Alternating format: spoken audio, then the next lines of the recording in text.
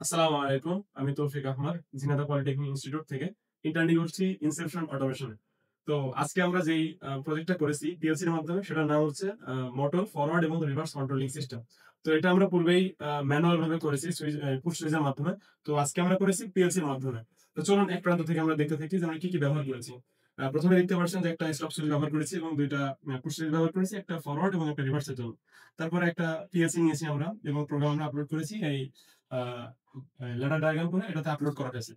এবং তারপরে যেটা নেয়া হয়েছে ২ টা রিলে মডিউল। এটা হচ্ছে ২৪ ভোল্ট রিলে, এটা ২২০ ভোল্ট সুইচিং করার জন্য ব্যবহার করা হয়। এবং এই পিএলসি রান করার জন্য একটা ২৪ ভোল্ট পাওয়ার সাপ্লাই নিয়ে নিয়েছি। এবং তারপরে নিয়েছি ২ টা ম্যাগনেটিক কন্ডাক্টর এবং এই ২ টা ম্যাগনেটিক কন্ডাক্টর নিয়েছি ফরওয়ার্ড এবং রিভার্স ২ টা ঘোরানোর জন্য। এজন্য আমাদের ২ টা লাগছে এবং তার সাথে আমরা যোগ করেছি ২ টা ওভারলোড রিলে।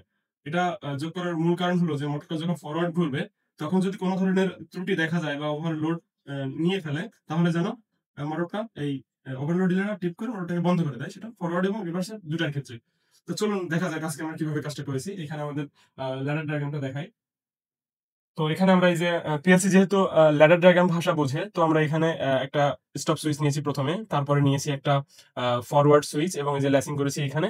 এবং এইটা হচ্ছে ফরওয়ার্ড এর জন্য এই ল্যাডার ডায়াগ্রাম এবং নিচে যেটা দেখতে পাচ্ছেন এটা হচ্ছে রিভার্স এর জন্য। ১ম এ একটা সুইচ নিয়েছি এবং ল্যাচিং করেছি।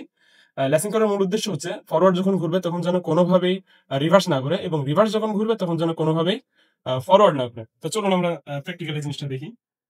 তো আমাদের এখানে পাওয়ার দেওয়া আছে। আমরা এখন মোটরটা ঘুরাবো। এই যে আমরা প্রেস করলাম বাটন, এই যে মোটরটা আমাদের ফরওয়ার্ড ঘুরছে। তো এখন এই যে ল্যাচিং এর কথা বলছিলাম, এই ল্যাচিং এর মাধ্যমে আমি যত এখন রিভার্স ঘোরাতে যাই আমাদের মোটরটা রিভার্স ঘুরবে না। কারণ এখানে প্রোগ্রাম সেট করা আছে যে এইটা যখন ঘুরবে তখন যেন কোনোভাবেই এটা রিভার্স না ঘুরে। এটা ঘোরানোর জন্য আমাদের যেটা করতে হবে, আগে মোটরটা স্টপ করে নিতে হবে। যখন এটা স্টপ হয়ে যাবে তারপরে আমরা মোটরটা রিভার্স ঘোরাতে পারবো। তো এটাই হচ্ছে আমাদের মূল প্রজেক্ট, যেটা বিভিন্ন জায়গায় হয়ে থাকে।